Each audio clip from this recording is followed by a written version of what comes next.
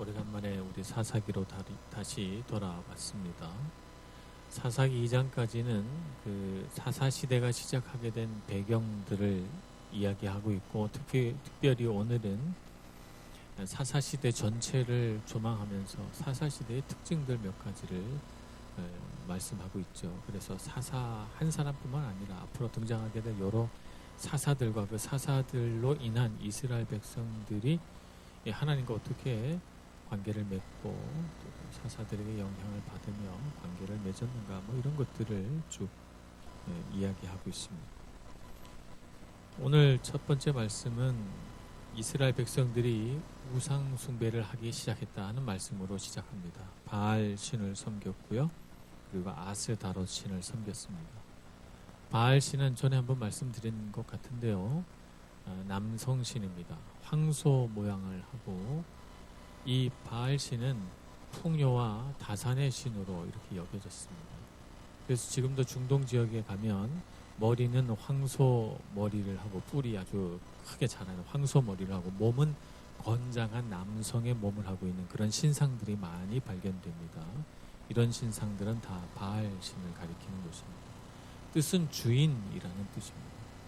그래서 바알 신을 섬기면 내가 원하는 물질, 내가 원하는 풍요, 내가 원하는 번영과 안정, 이런 거 다 누릴 수 있겠다, 이렇게 생각을 하고 바알 신을 집집마다 그 목상을 새겨서 놓고 그 신에게 비는 것이죠.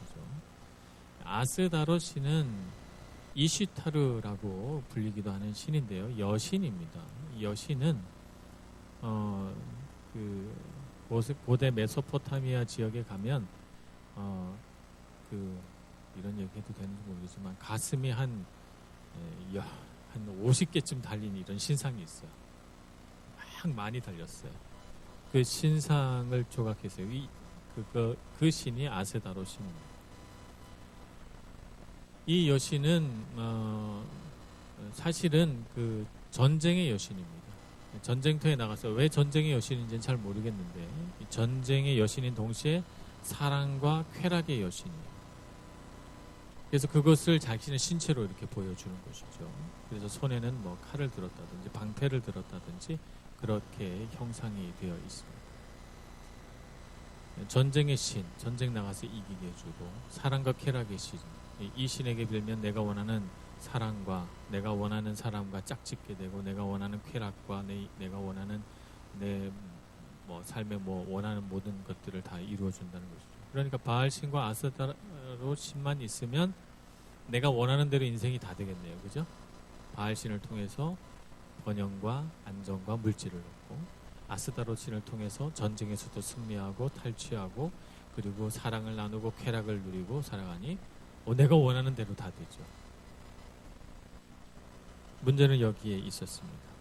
우상을 섬기는 이유가 어디 있습니까? 자신의 욕망과 자신의 소원, 자신의 쾌락과 자신의 모든 바램들을 다 이루어 줄 수 있는지, 그것이 옳은지 그른지, 그것이 나에게 좋은지 나쁜지 따지지도 묻지도 않고, 내가 바라고 원하는 대로 달라고 하면 주는 신, 그런 신이 있다면 그런 신을 섬기겠죠. 어리석은 사람, 자신의 욕망을 추구하는 사람이라면 그렇게 될 것입니다. 이런 신이 나에게 만약에 많은 대가 지불을 원한다면 우리는 좀 곤란해할 것입니다. 그 신 앞에서 우리는 좀 잠시 생각하게 될 거예요. 고민하게 될 거예요. 내가 너에게 너 원하는 대로 다 손을 들어줄 테니까 대신에 너는 손가락을 하나 잘라라.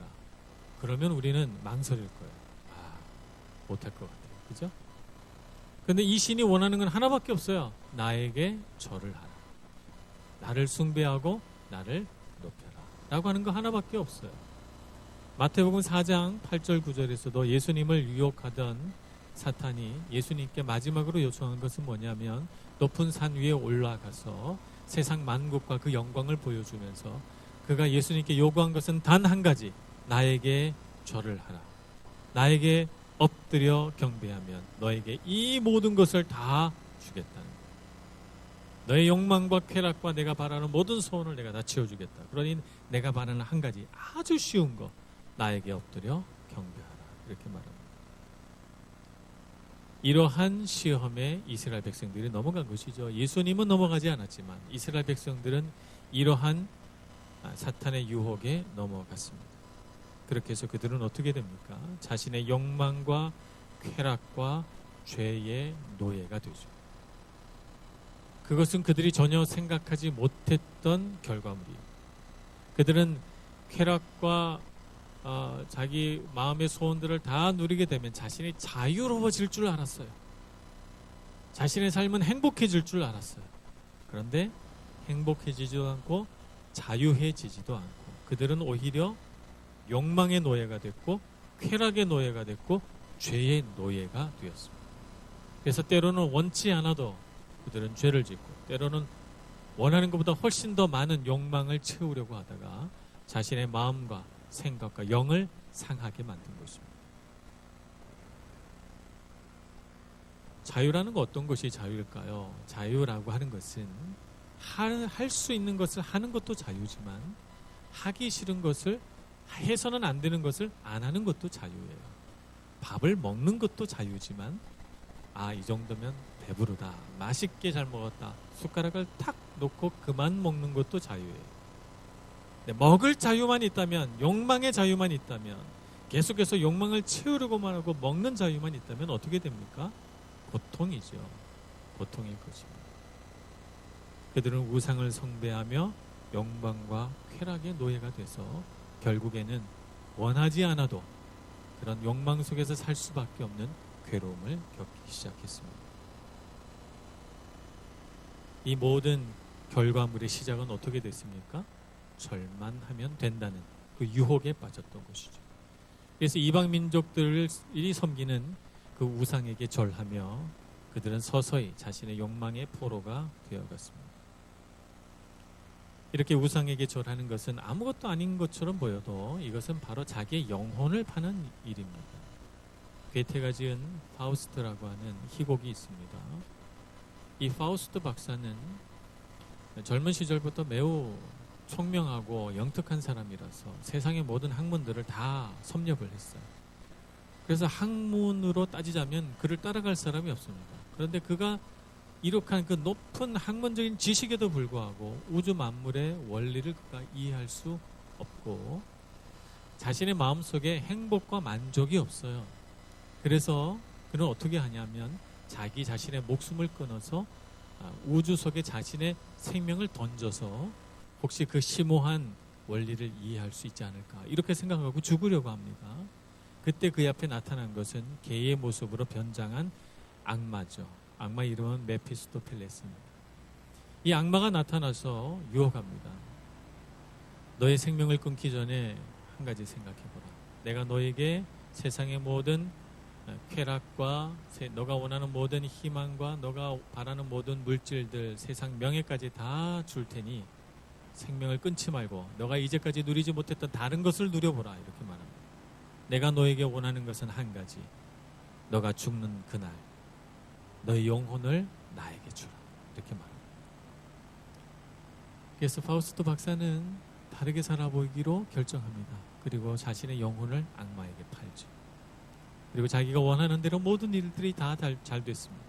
그는 부자가 됐고 세상 높은 자리에 올랐고 명예를 얻었고 아름다운 아내를 얻었습니다. 그는 쾌락을 누렸고 자기가 원하는 일들은 뭐든지 다 할 수 있었어요. 그런데 그가 그때 알게 된 것은 무엇입니까? 자신이 여전히 행복하지 않다는 것. 여전히 행복하지 않으며 이제는 이 모든 것들이 허무하고 혐오스러워서 그만하고 싶은데 그만할 수 없다는 것.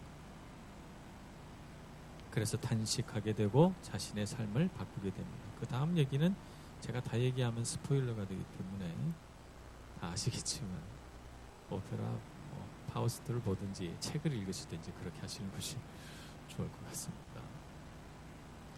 악마의 계획은 그렇습니다.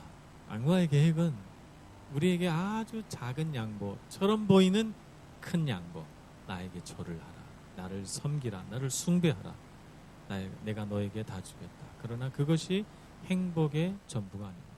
하나님은 어떻게 하십니까? 하나님은 우리의 창조주이십니다.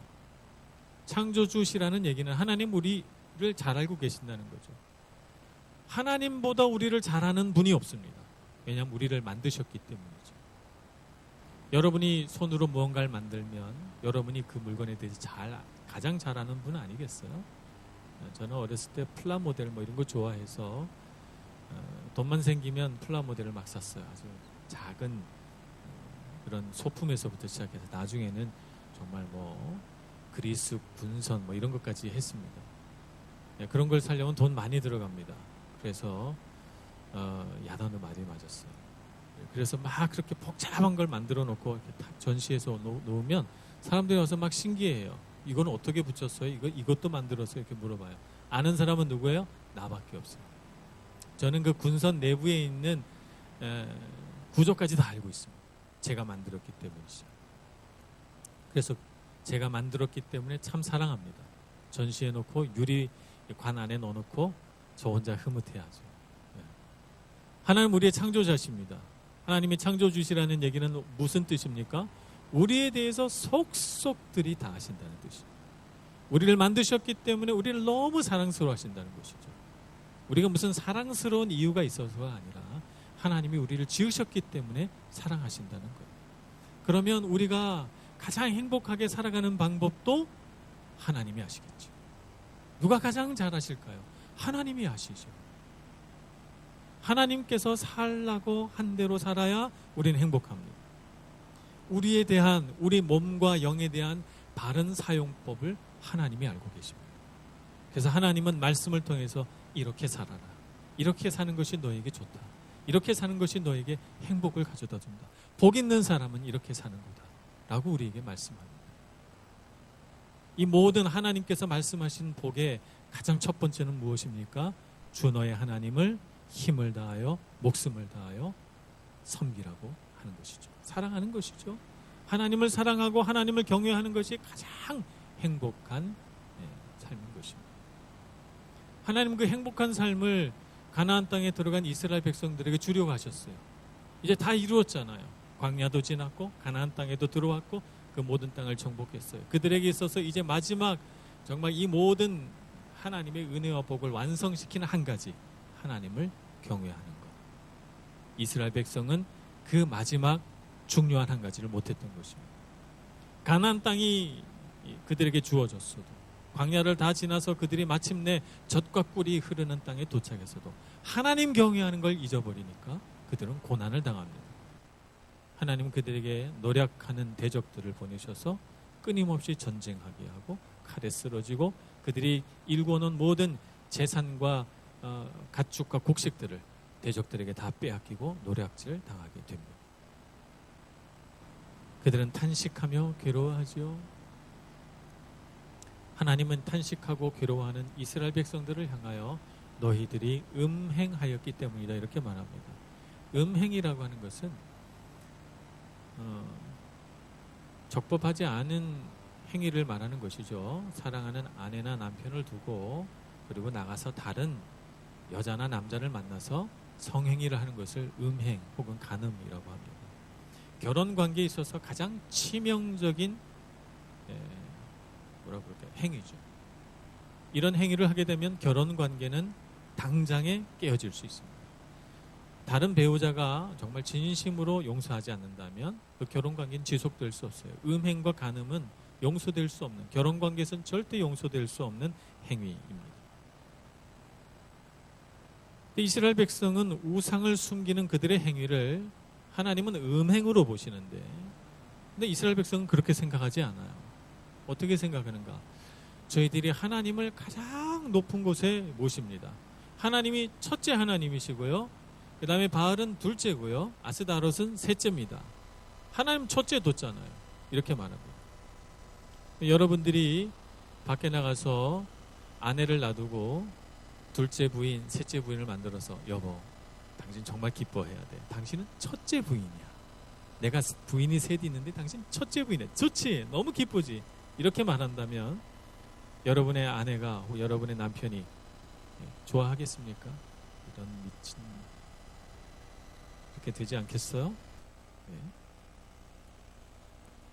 이스라엘 백성들이 지금 하나님 앞에 그런 죄를 범하고 있으면서도 그것을 깨닫지 못하고 있는 것입니다. 하나님과 사람의 관계를 성경은 결혼 관계라고 많이 비유합니다. 결혼 관계, 하나님은 신랑, 예수님은 신랑 되시다 이렇게 말하고, 호세아서에서는 고멜을 불러다가 아내를 삼으라, 창녀인 고멜을 불러서 아내를 삼으라고 호세아 선지자에게 말씀하면서 하나님의 사랑이 이와 같다고 말씀합니다. 하나님과 우리 백성의 관계는 결혼 관계입니다. 어떤 관계입니까? 진실하고 인격적이며 모든 것을 헌신하는 것. 이 결혼 관계에 있는 사람보다 더 중요한 것이 있을 수 없는 관계. 그것이 하나님과 우리와의 관계입니다. 그러므로 우리는 하나님을 섬기면서 다른 것을 섬길 수 없습니다. 두 주인을 섬길 수 없습니다. 하나님만 섬기는 것이 하나님과 우리 사이의 바른 관계인 것이죠. 하나님은 그렇게 하지 못한 이스라엘 백성들에게, 회개하지 않는 이스라엘 백성들에게 진노하시고 그들에게 괴로움을 주십니다. 그리고 돌아오게 하시죠. 괴로움을 주시는 이유는 미워서가 아니고 돌아오기를 바라서 괴로움을 주는 것입니다. 이렇게 하면, 죄에 대한 대가를 지불하면 돌아오겠지, 회개하겠지, 깨닫겠지 이렇게 생각하고 괴로움을 주는 것입니다. 이스라엘 백성들은 과연 그 괴로움 중에 주님께 부르짖고 하나님 앞으로 돌아옵니다. 그래서 하나님은 그들을 다시 용서하시죠. 자비로우신 하나님은 이렇게 이스라엘 백성들이 조금만 회개하면 금세 용서하세요. 사랑이 너무 많으셔서 말이죠. 그리고 사사를 주십니다. 사사는 하나님을 대신해서 이스라엘 백성들을 이끌어갈 지도자입니다. 사사에게 순종하는 것이 하나님께 순종하는 것과 똑같아요. 그런데 이스라엘 백성들은 어떻게 합니까? 오늘 사사기 2장에 보면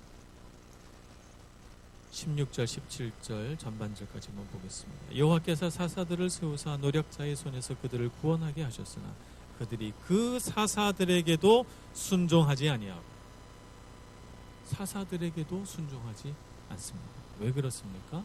자기 소견에 옳은 대로 살아가니 어찌 사사들에게 순종할 수 있겠습니까? 자신의 욕망과 자신의 즐거움과 쾌락이 먼저이니 어떻게 순종할 수 있겠습니까? 오늘 우리가 이 세상을 살아가면서 정말 우리 인생에 중요한 게 뭐냐? 먹고 사는 문제가 참 중요하지만 그래도 하나님이 더 중요합니다. 우리 인생에 많은 관계가 있어서 정말 관계 안에서 기쁨과 즐거움을 많이 누리지만 이 모든 인간관계보다 더 중요한 것이 하나님과의 관계입니다. 우리가 이 세상에서 바라고 소원하는 일들 많이 있습니다. 성공도 하고 싶고 성취도 하고 싶고 명예도 얻고 싶고 여러 가지 얻고 싶지만 그것 모든 것들보다 더 소중한 것이 하나님을 경외하고 그분을 바라보는 일입니다. 그것이 바로 돼 있다면 다른 일들은 조금 부족하고 모자라도 하나님께서 다 채워주십니다. 그러나 반대로 그 모든 것들이 다 있어도, 파우스트 박사처럼 그 모든 것들을 다 가져도, 이스라엘 백성처럼 젖과 꿀이 흐르는 땅에 들어갔어도 하나님을 경외하지 못하면 그가 가지고 있는 모든 것이 다 헛되게 되는 것입니다. 여러분, 이 신앙의 비밀들을 깨닫는 여러분들 되시기를 축복합니다. 그래서 주님을 믿는 신앙이 얼마나 중요한가 깨닫고 주님 앞에 바로 서기 위하여 가슴을 치고 주님 앞에 나오고 깨어 기도하고 주님만 붙드는 여러분 모두가 되시기를 간절히 축원합니다. 기도하겠습니다. 자비로우신 하나님, 주님의 사랑과 은혜를 우리에게 더하여 주옵소서. 때로 우리의 눈이 어두워져서 세상 즐거움을 쫓아 행하다가 주님 앞에 돌아옵니다. 주님 앞에 섰을 때 우리를 나무라지 않으시고 돌아온 우리를 하나님의 넓은 발로 안아주시고 우리의 발에 다시 신을 신겨 주시고 우리를 위하여 잔치 베풀어 주시니 감사합니다. 주님 앞에 머물러 주님만 섬기고 주님만 사랑하는 저희들 되게 하여 주옵소서. 예수님의 이름으로 기도합니다. 아멘.